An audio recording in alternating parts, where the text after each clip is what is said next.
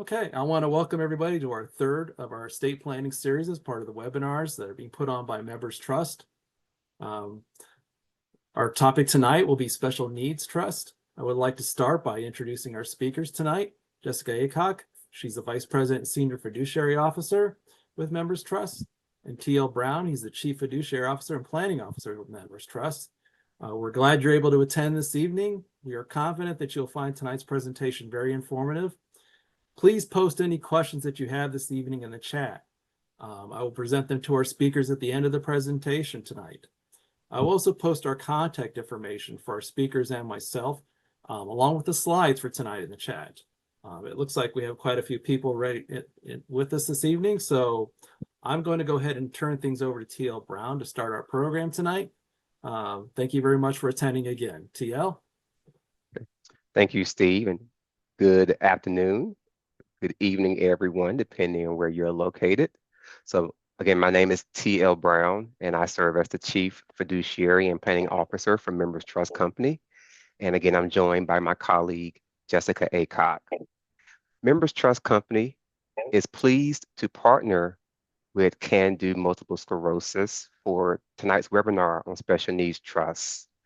We do want to thank the members of the Torch for your legacy commitment to helping families live with MS, and to all of the friends and donors of Can Do MS, we want to thank you for your support. As Steve mentioned, feel free to post your questions in the chat, and I'm already pleased to see that questions have already started. Just a brief disclaimer. So tonight's presentation is for informational purposes only, and is not intended to provide legal or tax advice regarding your situation. Now, for legal or tax advice, please consult with your attorney and or your accountant. So any opinions that we express tonight are those of either Jessica and or me, and do not necessarily reflect the opinions of Members Trust Company. So a little information about Members Trust Company. We were founded in 1987. We are credit union owned, and we share the values of our credit union owners. But we can service both credit union members and individuals who do not have a credit union membership. Our goal is to ensure that everyone in the communities we serve have access to estate planning, education, and services. And we love doing educational webinars, such as the one that we're presenting tonight. So we have a national charter, which means we can serve clients in all 50 US states. We have a little over 4 billion assets under management, and we are based in Tampa, Florida, with additional offices in Fairfax, Virginia, Las Vegas, Nevada, and Denver, Colorado. Jessica and I actually work remotely on opposite sides of the country. Jessica is based in Bremerton, Washington, and I am based in Winston-Salem, North Carolina. I have highlighted Special Needs Trust in green, which is the primary subject for tonight's presentation. Next slide. Okay. So before we get into the subject of special needs trusts, this is a slight refresh from our earlier estate planning series, but let's look at what is a trust in general. So again, this briefly going back where it has beneficiary. So the person who benefits from the trust is called a beneficiary. So just as a brief refresh, grantor is the person creating the trust.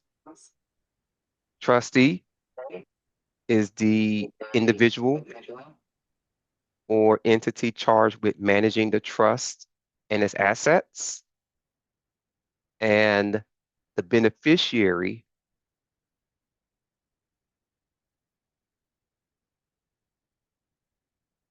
Okay, great. So everyone, I again apologize.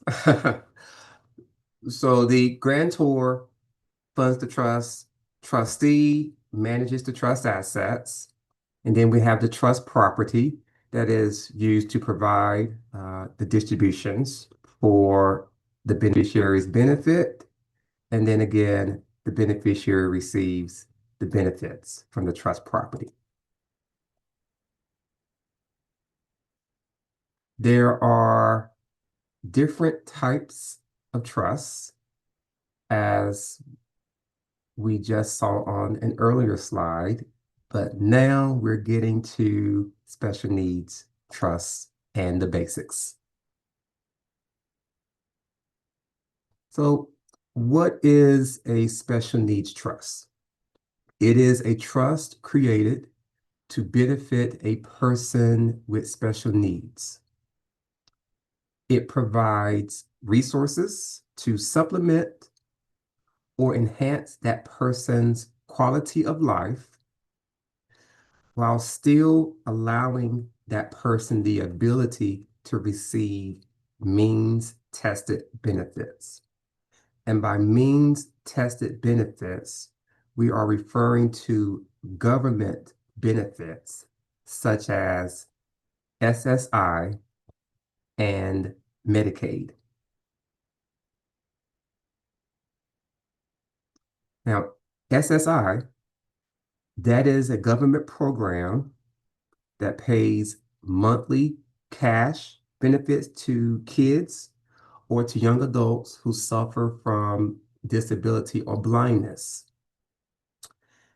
and to adults with limited income. And then many of us have heard of Medicaid, but Medicaid is a national public health insurance program that provides health coverage to qualifying individuals. Medicaid covers doctor visits, hospital stays, long-term medical care, and other health-related costs. And it's important to note that the eligibility rules for Medicaid differs amongst the U.S. states. Next slide. Now, with respect to SSI, adults and children might be eligible for SSI if they have one, little to no income, two, little to no resources, i.e. things that you own, and three, either a disability, blindness, or your age 65 or older. It's important to note that MS works differently in everyone.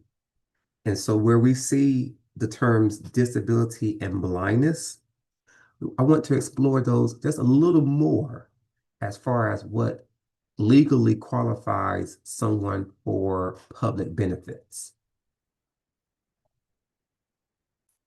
So the definition of blindness for purposes of SSI, it means, the term says central visual acuity, but i.e. your straight ahead vision of 20 over 220, 20 over 200 or less in your better eye. Or if you have side vision of 20 degrees or less. So that is blindness. And then let's look at disability.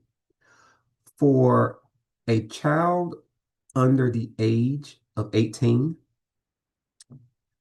the definition of disability is a medically determinable physical or mental impairment that, one, results in severe functional limitations, and two, either can be expected to result in death or has lasted or is expected to last it for 12 continuous months. Then that's the definition for a child. For an adult, it's a similar definition, but note that the impairment for an adult would result in the inability to do any substantial gainful activity. Now, most MS cases are diagnosed during adulthood. And so again, it's important to know what these definitions are in order to potentially qualify for needs-based benefits. Okay, next slide.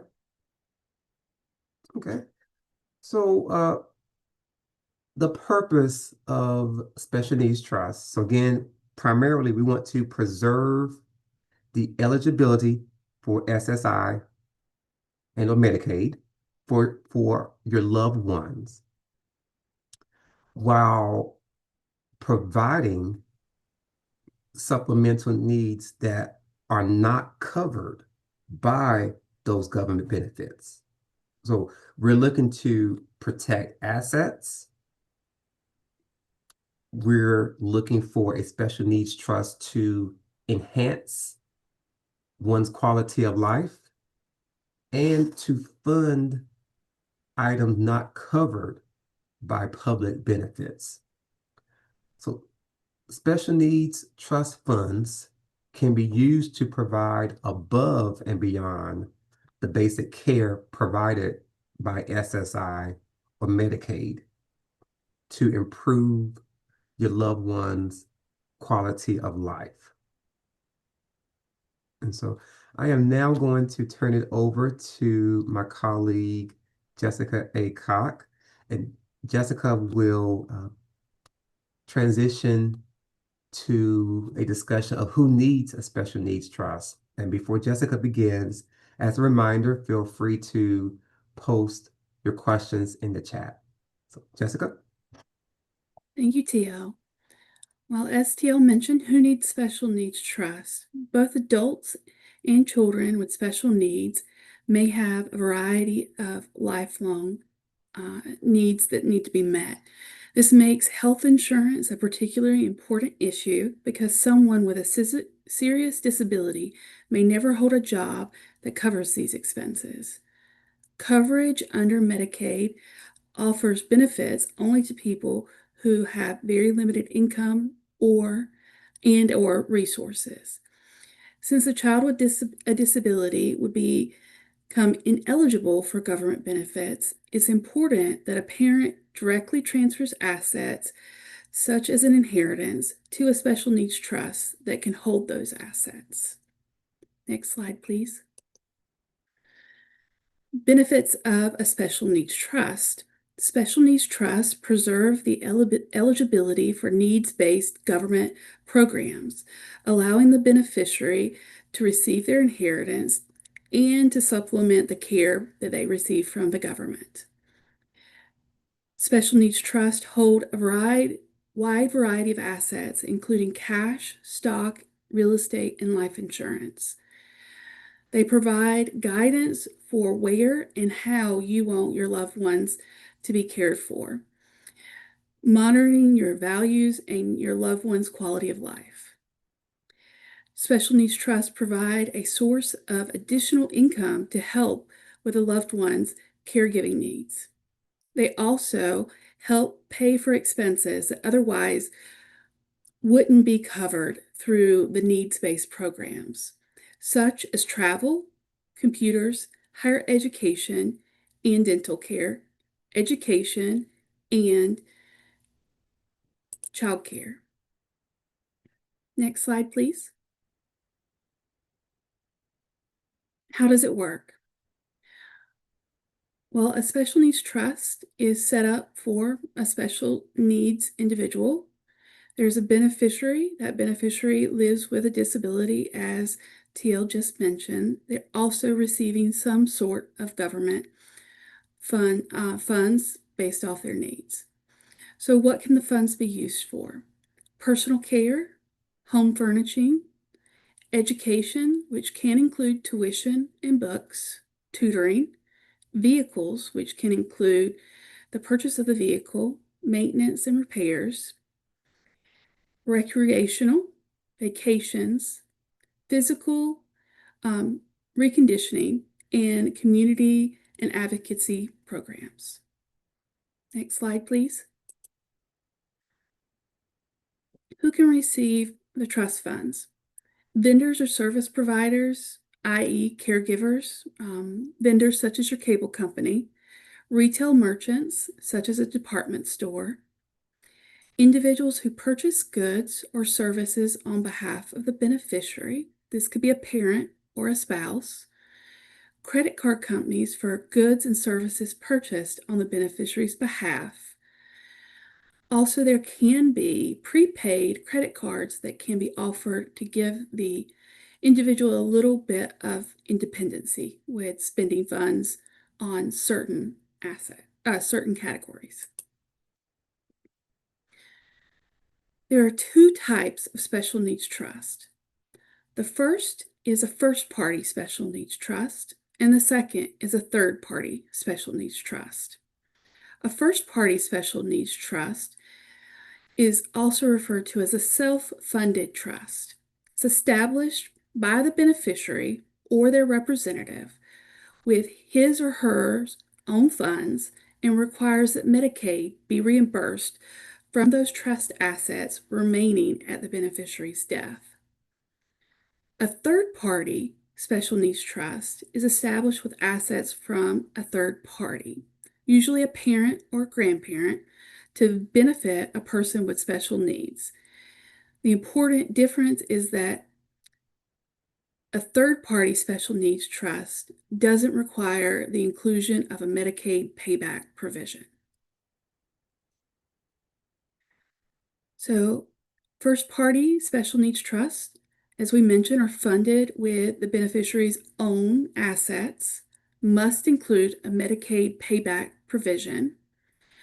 They're created by the intended beneficiary, a parent, a grandparent, guardian, or the court, before the age of 65.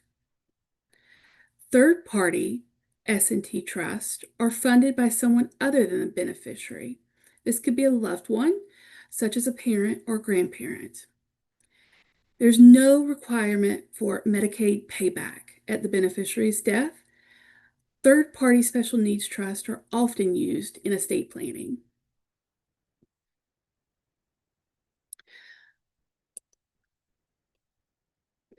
So, S&T planning for an individual or loved one with multiple sclerosis.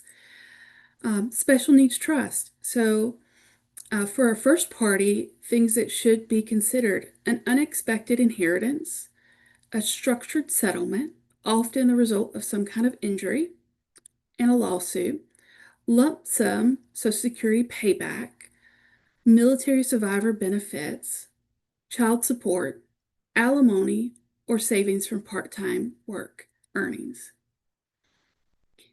If you have a disability and anticipate a future disability where government assistance may be needed, then if one of these scenarios occurs, you should consult with an attorney on the preparation of a first-party S&T.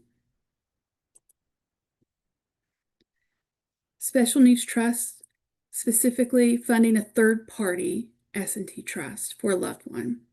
Often these are funded through a last will and testament, a revocable living trust, life insurance policies, retirement plans, transfers from other trusts, or contributions over time. Again, third-party S&T trust is when you set up a trust for another person that may have MS or may have some difficulty in managing their affairs due to a disability.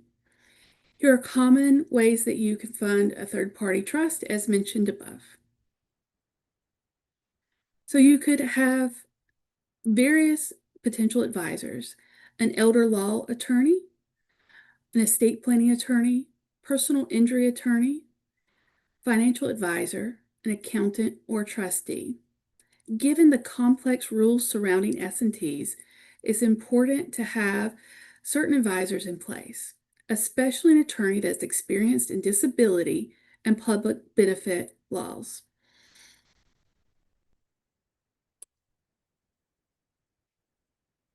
Next slide, please. So, special needs trust services. The selection of a trustee is important. Special needs trusts are complex and their administration requires expertise. The rules surrounding eligibility for government programs are complex and ever-changing. A mistake could compromise your loved one's eligibility. At Members Trust Company, we take pride in using our expertise in special needs trust administration to help you and your loved ones. Most corporate trustees have a minimum funding amount for special needs trust. A pooled special needs trust is an S&T option for those that may not meet a financial institution's minimum funding requirements. They're managed by nonprofit organizations. They allow for the resources of various beneficiaries to be combined for administrative efficiencies. Each individual has their own separate subaccount and they receive a proportionate share of the fund's earnings. This is not a service that Members Trust Company provides. Benefits of naming Members Trust Company as trustee. Members Trust Company works with a national consulting firm of nurses to develop a sustainable life care plan. It assesses the quality of the individual's life and provides a third-party benefit analysis. Informed distribution process. We have a system that has checks and balances to ensure that every distribution is carefully considered.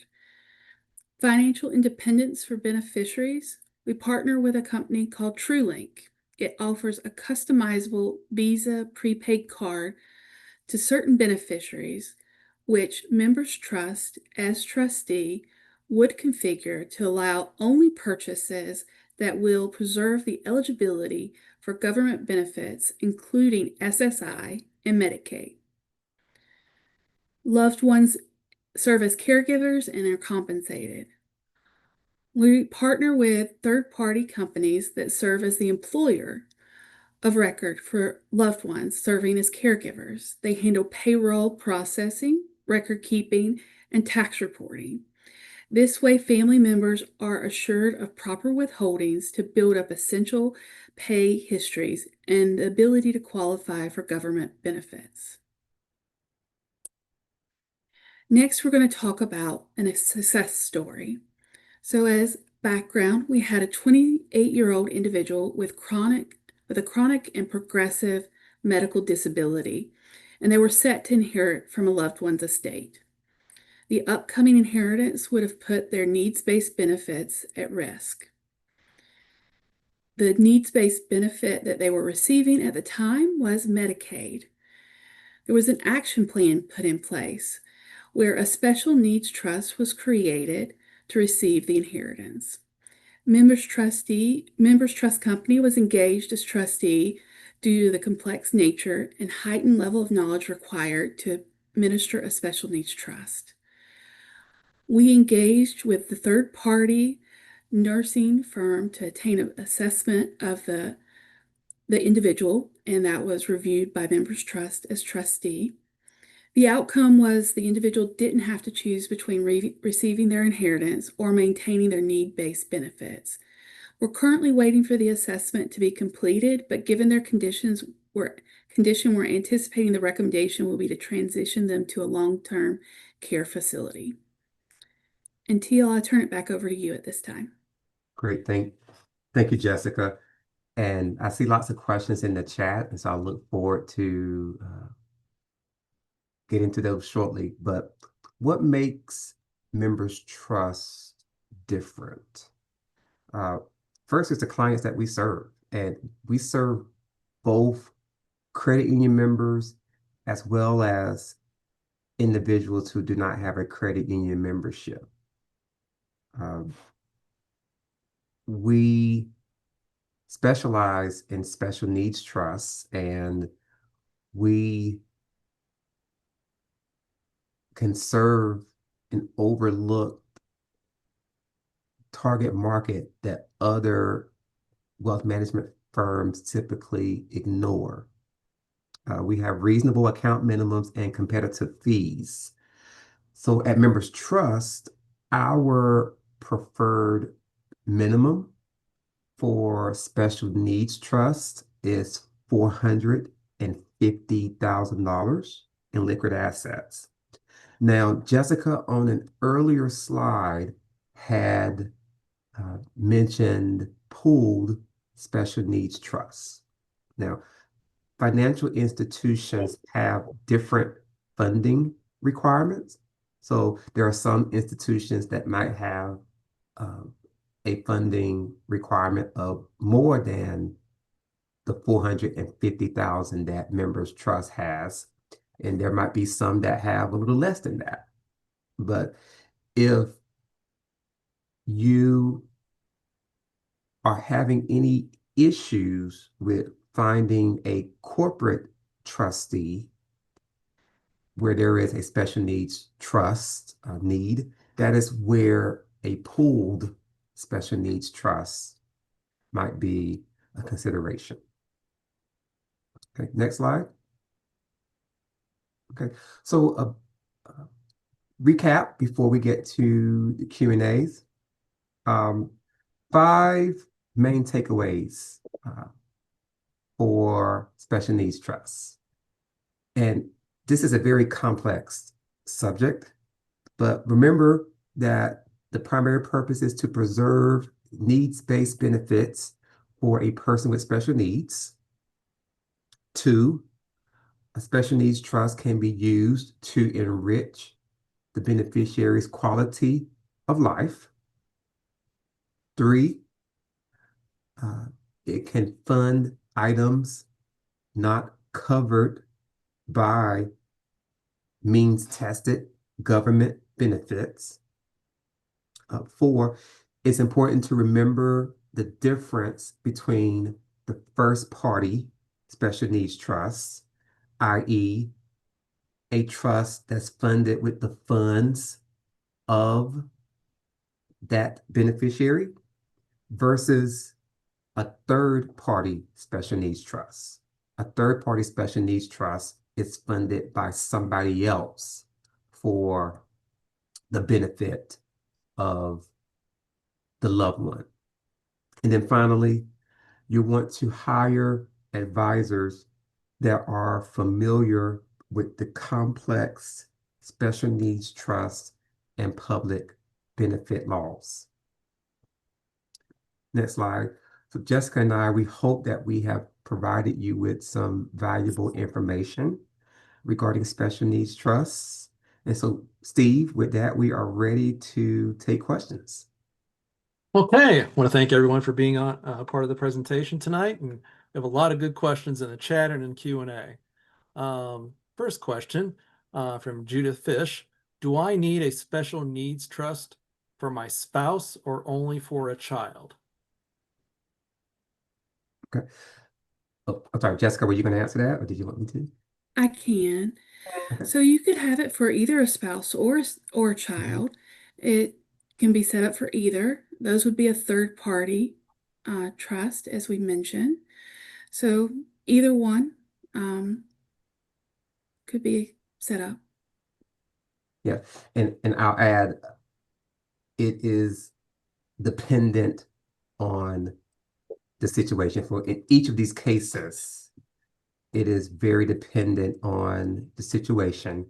And going back to an earlier slide where Jessica mentioned the people, the advisors that might need to be in place, an estate planning attorney, a financial advisor, etc. You want to be sure to keep those individuals in mind. Okay, someone is asking, this is the third of our series. We do have other recordings that we'll make available to you that we can send out to the group later. Next question from Sean Wolf. Do the other two webinars lead into this one, such as I need to see the other two first? Sean, we'll send out the recordings for those other webinars and the slides as well. Hey, Steve, I would Yeah. actually point out though that from doing those first two webinars, Mhm. that's where we came up with the idea for tonight's webinar, Special Needs Trust. And I would actually encourage those on this call, if this webinar leads to questions or another idea for a topic, we are welcome to your feedback. Okay, on to the next questions. From Judith Fish. Basically, I want to know if Special Needs Trust help my spouse if she goes into a nursing home, and when does it need to be set up? Is there a 5-year loop back for Medicaid? Okay. So it can help the spouse if it's in a nursing home. Now, remember, if we have a first party special needs trust, i.e., if the spouse funds the special needs trust with his or her own assets, then to the extent that person ever receives means-based benefits, i.e., SSI or Medicaid, then there would be a Medicaid payback at the spouse's passing. So remember that. So a first party S&T, we'll say this, does have a Medicaid component that needs to be considered. A third party special needs trust is again where somebody else is funding the trust and the beneficiary is not considered to be the owner. With a third party special needs trust, you don't have the same Medicaid concerns so long as it's properly drafted in a way that doesn't basically give the beneficiary a lot of latitude. Jessica, anything that you add? I would say, just as an important reminder, with first party special needs trust, they do need to be established before the age of 65.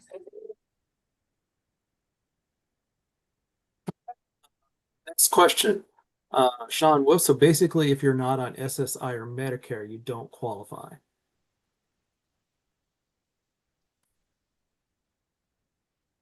I would rephrase that. I wouldn't say that it's a matter of not qualifying, but given that SSDI and Medicare are not means tested programs,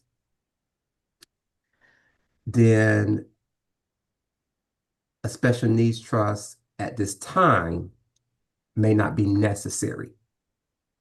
But if there might be another reason to consider a special needs trust, then that would make sense. Also, if there's ever the possibility that the person could ever go on a means tested programs, then it would make sense to go ahead and put the special needs trust in place. Jessica? I don't have anything further to add, TL. Okay, thank you. From Sakita Anderson, I'm on SSDI and Medicare. Would I still need a special needs trust? Mm-hmm. I think that goes back to the question we just had. Okay. It may not be necessary at this time if SSDI and Medicare are adequately providing your support. But if there's ever a possibility that you might have to go on SSI or Medicaid, then you should still consider a special needs trust as an option. Another one from Sean Wolf. He mentions, to my knowledge, SSDI and or Medicare do not count. Is that right? That- Is that accurate? That's, well, yes, they are not means-based government programs.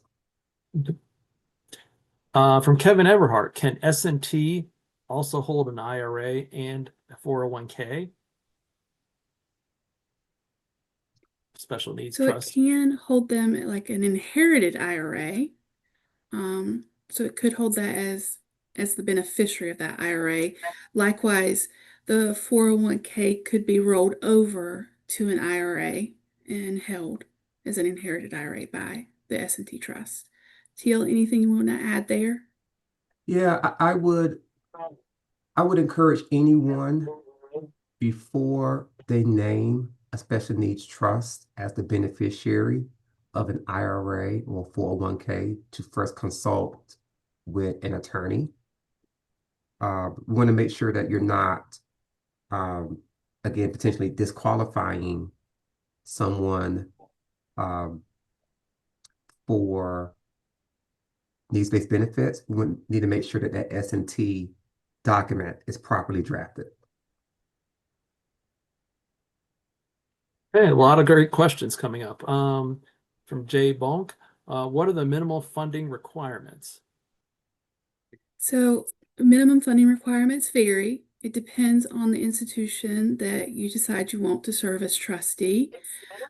You can use a pooled trust fund, which we talked about earlier. Those have much lower limits.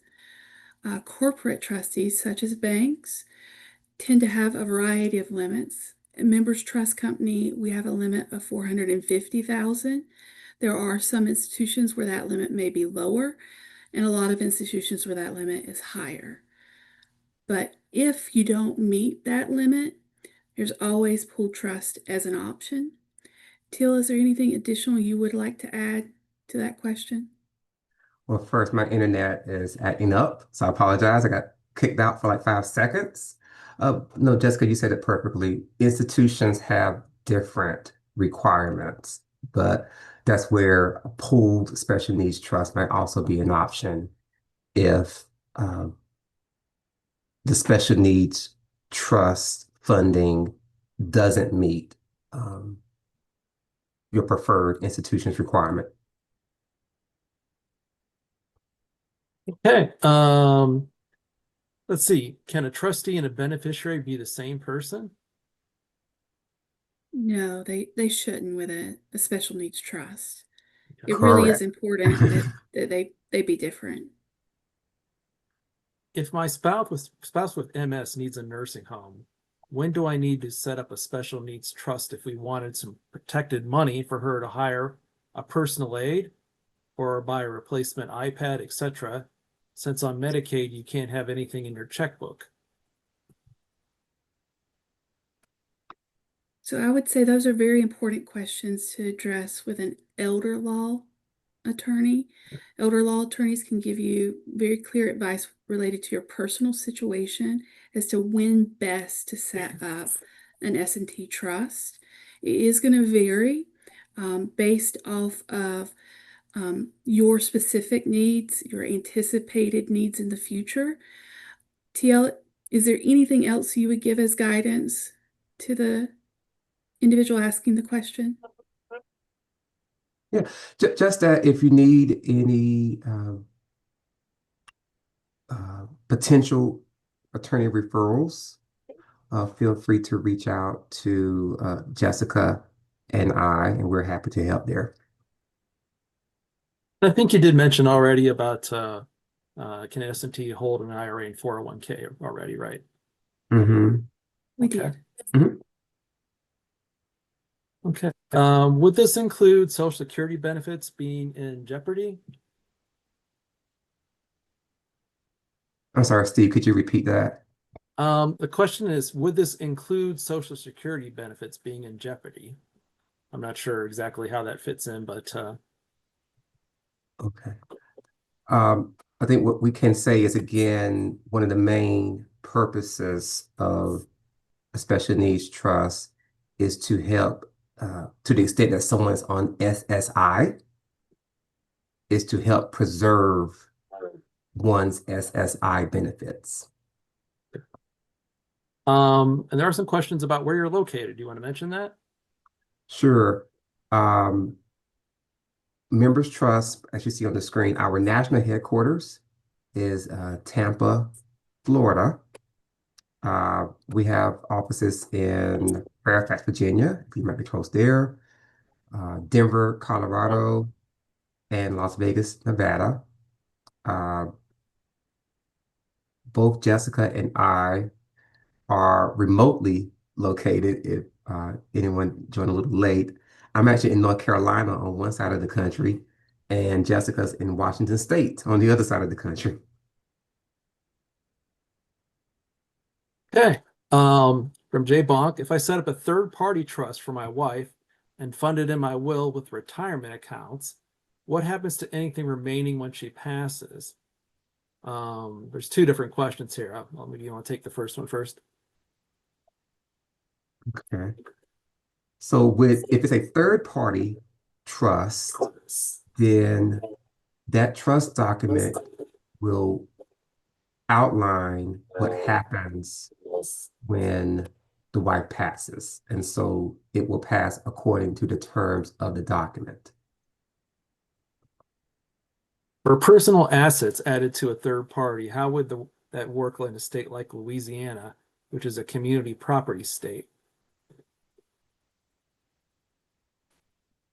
Okay. So I'll start, Jessica, and then feel free to come behind me. So again, with a third party special needs trust, the disposition will follow the trust terms. And again, we're talking about a third party special needs trust. Now, for questions about community property, and if there is an aspect of that impacts the funding of the special needs trust, that's where an attorney, an estate planning attorney, would best be suited. So, Jessica, what would you add? I would agree. Just as TL mentioned, it's really important to remember third-party trusts are funded with someone else's funds. So to the extent any joint assets could be classified as the spouse's, that's where it's really important to speak to an attorney who can help you navigate the nuanced complexities of your state's laws related to community property and what qualifies as community versus separate property.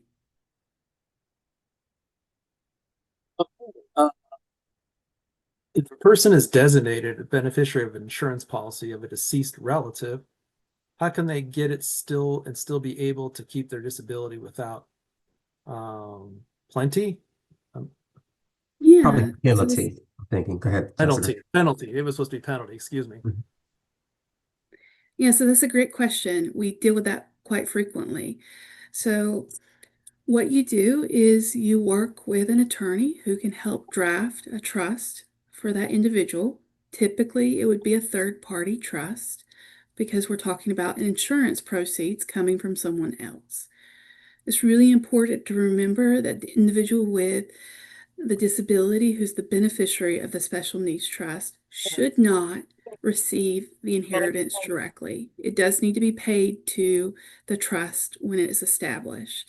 This is why it's really important to reach out to your advisors as soon as you have any questions or concerns to make sure they can give you the proper guidance to guide you in your individual circumstances so that you can achieve the best results. TL, anything you would like to add there? I think you covered it. Thank you. There are a couple of questions about how much this costs to set up, if there are fees. Okay. Well, first, oh, sorry, go ahead, Jessica. I would say yes, there are fees associated with setting it up. You would need to pay an attorney to set it up. Now, the cost of attorneys does vary greatly across the country, and the individual rates could differ quite significantly from location to location. So I would say TL that generally it's a couple of $1,000s, but it can be on the lower end of a couple of thousand or perhaps a little bit higher depending on who you use and how much they charge you per hour. But anything specific you'd like to state there? Now, I agree. So attorneys will charge to draft the special needs trust and to consult with you on the overall estate plan. That's one piece of it. Then, when you actually have the special needs trust in play, as you are considering trustees, your trustee will also have a fee that they're going to charge for ongoing administration. So you want to be sure to ask prospective trustees what they might charge as you're considering setting up the trust. And TL, I would just add that, I've seen some comments about individuals serving as trustees, and of course they can. Just one thing to keep in mind there, you may still be incurring the expense of that individual trustee consulting with an attorney or a CPA for professional advice as to how to execute their duties as a trustee. So adding an individual doesn't completely remove the additional costs that could be incurred after the trust is set up. Someone's asking if a spouse can fund a third party because potential plans in their future.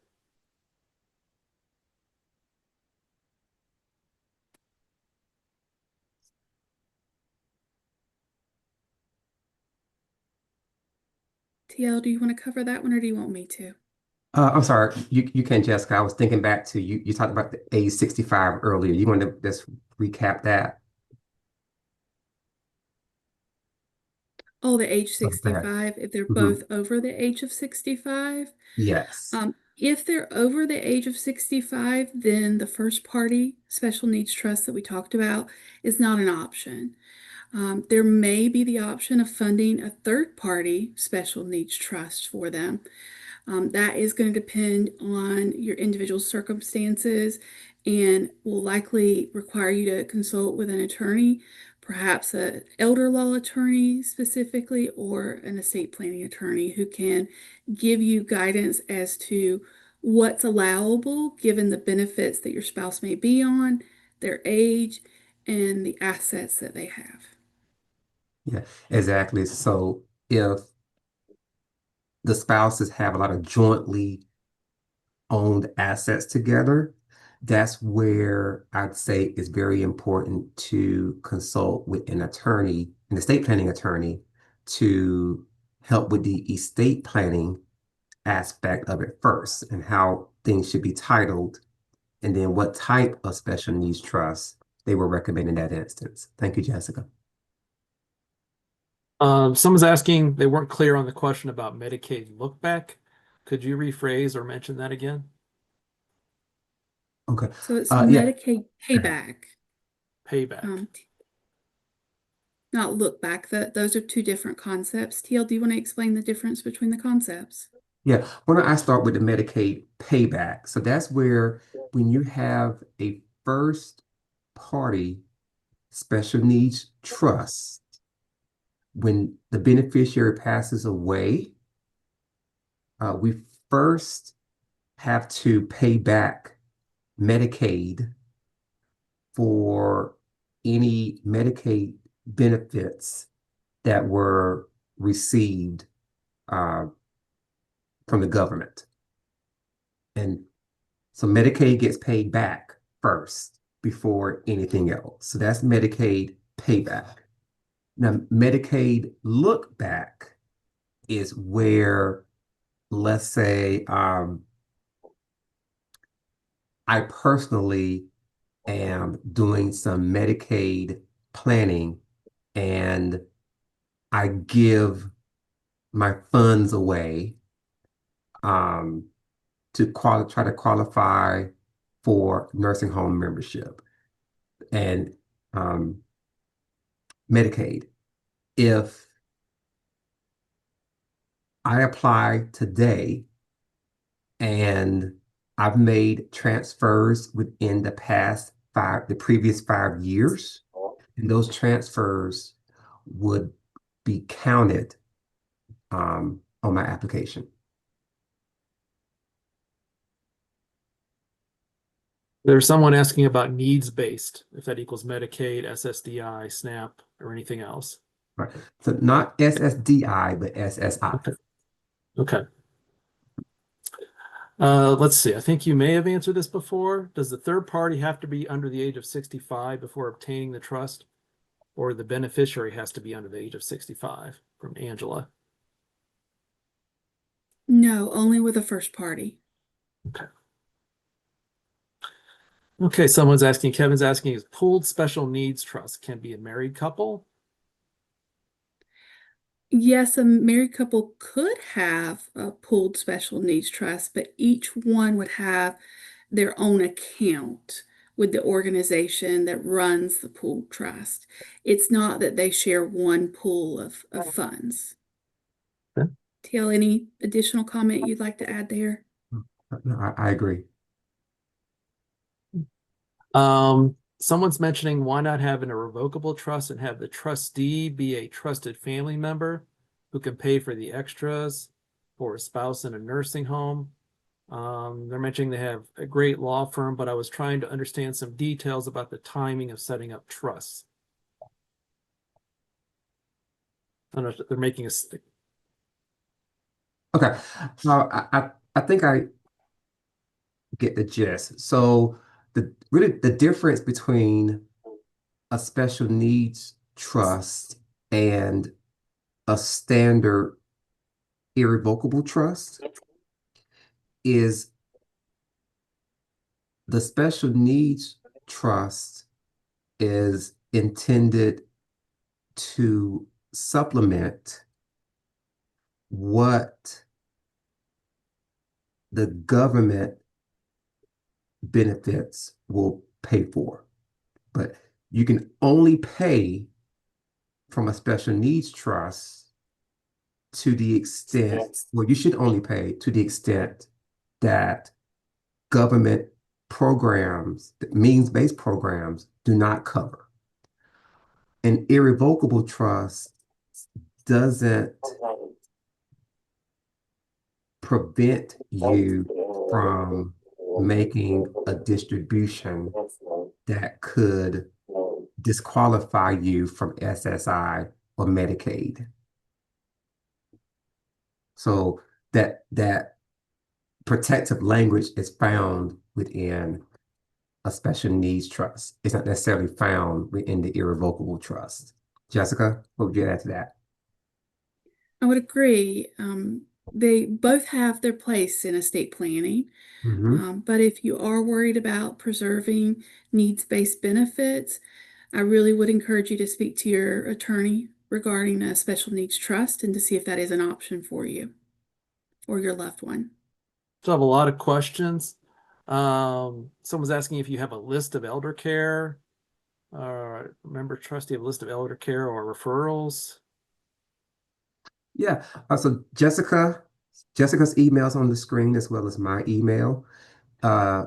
See, Kevin, if you want to email us with your location, then we can give you, we're happy to provide you with some potential referrals. We don't necessarily advocate for one attorney over the other, but we want to make sure that you know what some good options are available in your local market. Kevin is asking if a married couple with no children and they're both over 65, is it too late to consider a special needs trust? Too late to consider a first party, but a third party still may be an option. Just because you don't have any children doesn't mean you don't have either under other individuals or charitable organizations that you might want to leave funds to. A third-party trust, as we mentioned, doesn't have a Medicaid payback requirement. So to the extent the funds are not used for the beneficiary's supplemental needs during their lifetime, and there's funds remaining, it's possible for you to decide where those funds would go after the beneficiary's death. TL, anything you want to add to that question? No, I think you covered it perfectly. Thank you. Sean is asking how members trust works with an attorney after it is drafted. The special needs trust is drafted. Okay. So go ahead, Jessica. Sorry, you gonna jump in? I was going to say, great question. So, an attorney is required to draft the trust agreement. Mm-hmm. What happens is they name a trustee. Members Trust Company is an organization that can serve as trustee. So the trustee is involved in the actual day-to-day administration of the trust. So that would include, paying out expenses, managing the assets of the trust, which could mean managing the investments, ensuring that any tax obligations are met for the trust itself. A whole host of activities that fiduciaries take care of. Those are all things that happen after the trust has been drafted and funded, and where a trustee steps in. Till I think I covered most of it, but did I leave out anything? Yeah. And whether it's members trust or any trustee, if you don't get anything else out of tonight's session, is that for any special needs trust, the trustee that you select, you want it to be someone who is knowledgeable in special needs trust law. Or let's say, I know some of you mentioned an individual. So if that individual has at least an attorney that they can work with who is knowledgeable in special needs trust law, uh, at least that's better than perhaps other situations. But if nothing else, your trustee needs to understand the complexities of these laws and the goal of keeping the beneficiary eligible for their means-based government benefits. Kevin is asking, how can someone be disqualified from SSI?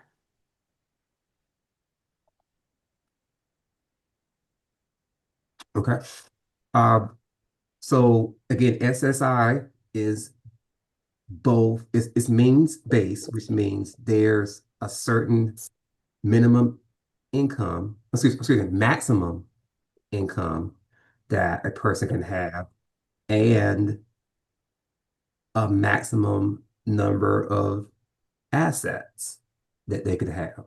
So let's say right now, I pass away today, Jessica is on SSI. If I left a $1 million estate to her outright, that would immediately disqualify her because she would be over the SSI resource limit. So instead, what I should have done was put that $1 million into a third-party special needs trust for Jessica, whereby Jessica still get SSI, but with the special needs trust, the trustee determines what funds can be used for Jessica's benefits in accordance with still keeping her eligible for SSI. Jessica, anything to add? No, I would say the important thing to remember is even if you don't have a special needs trust in place, If you immediately go and speak to an attorney before accepting any assets, or the individual before they accept any assets, generally there is still some planning opportunities that are available to you. So it's really important that if you suddenly come into assets that you were not expecting and you are on needs-based benefits, or one of your loved ones is, that you consult with someone as soon as possible to see what can be put in place to make sure that your needs-based benefits are preserved. Okay, people are asking about the recording. We will be sending out a recording later. Virginia is asking for clarification on the look back. She's asking if you could fund an S&T of any kind within the 5-year Medicaid look back period. You'd have a penalty, be ineligible for Medicaid for the period of time where it is overlapped. If you fund the S&T outside of that look back period, then it wouldn't mess up your Medicaid eligibility. Is this correct? Do you want me to repeat that? And no, I apologize. I think, Jessica, maybe I didn't do a good job of answering it the first time. You want to take a stab at it this time? Of course. So during that 5-year period, they will look back at any funds that you've gifted or transferred to someone else. So if you're funding, say, a trust for someone else's benefit, that could come into play. Likewise, if you're under age 65 and you fund a trust for yourself, which was the first party trust we discussed. But if someone else funds a trust for your benefit, that falls under that third party trust rules that we spoke about. And that's never treated as your assets. It's just a pool of resources there that are available to take care of the supplemental needs you have that are not covered by your needs-based benefits. Okay. Special needs trust, is it strictly to protect SSI and Medicaid benefits? I wouldn't say strictly, but that is one of the main purposes. There are Are there others, but that's one of the main purposes. Are there different parameters, rules, fee structures, and governance provisions for SMTs by state? I wouldn't say fee structures. I would say that there are different rules by state, each state, because each state may have different requirements for their needs-based programs. As far as fee structures go, that's going to be dependent upon the trustee that's selected and what you agree with them as far as an appropriate rate of compensation. TL, anything you want to add to that question? No, I think you covered it.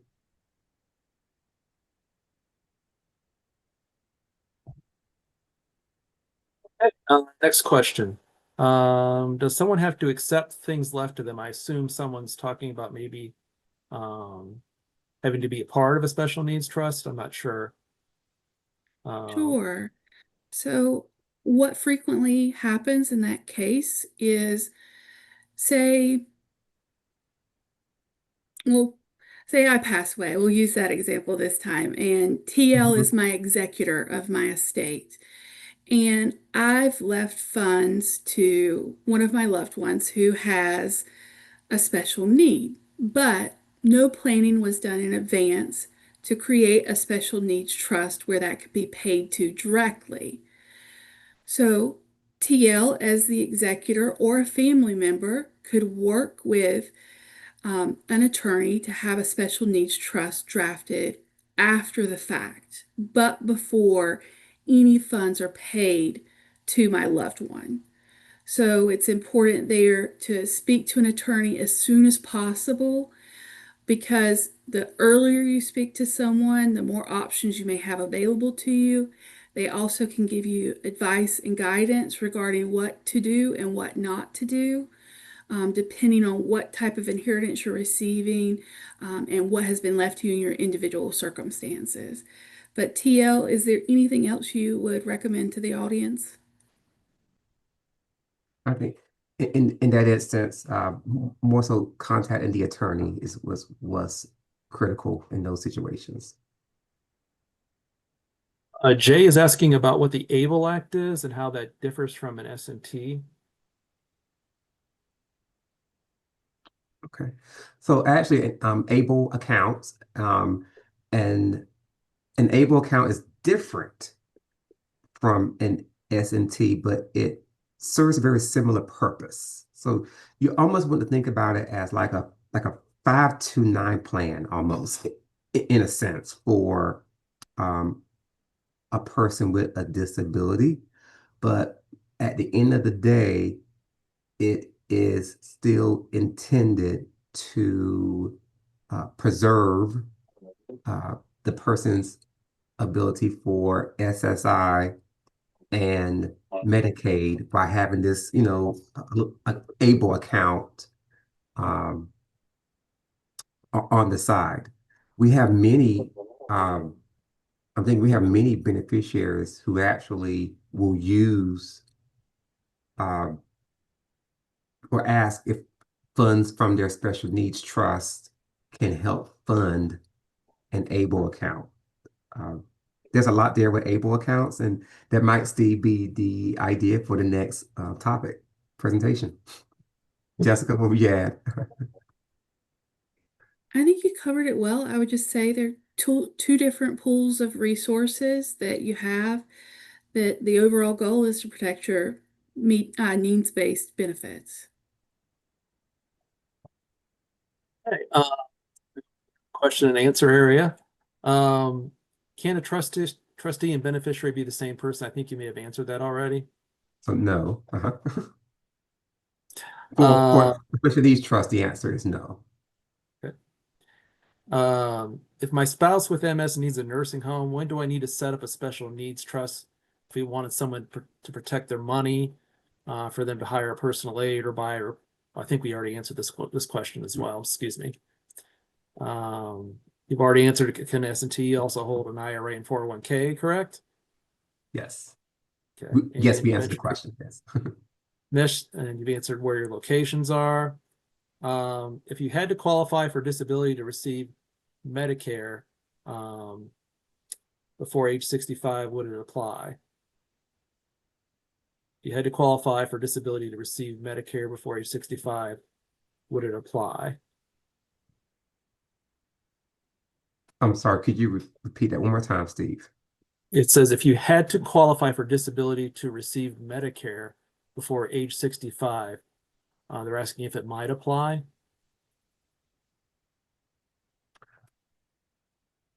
Okay, I think if I'm following the question correctly, or maybe I should restate again. So SSDI and Medicare are not means tested programs. So that would not make a special needs trust necessary at this time, but there still might be circumstances or reason why you may want to consider a special needs trust. Jessica, what would you add? I think you covered it well there, TL. I don't think I have anything additional to add to that one. And it looks like the last question, what if a home worth 400,000 is left to someone? Is that looked at differently as opposed to a monetary inheritance? It is No. not. That is the final question. I do want to mention that I put the slides and the video for the first part of the series in the chat as well, and those will be sent out to you at a future date. I want to thank both of our speakers today and talk a little bit about some things going on with Can Do MS. I want to mention Can Do MS and our Torch program. Torch is our estate planning program at Can Do MS. The program is chaired by Blaise Hugo, who's on our board of trustees. To become a member of the Torch program, All one needs to do is to leave Can Do as a beneficiary in your estate. You could leave a percentage of your estate, or you could mention Can Do as a potential beneficiary in your estate plans. I want to thank you all for being a part of the presentation and attending tonight. As I said, we'll be sending out the recording for participants at a future date. But if you're interested in getting some questions answered from Jessica or TL, they're more than happy to do that. If you want more information about our Torch program, which is our estate planning program at Can Do MS, I'm more than happy to answer those questions as well. Otherwise, I want to thank you for a lot of great questions tonight. We'll be sending out some additional information, thanking our speakers again, and thanking everyone for being a part of the presentation tonight, and have a good night.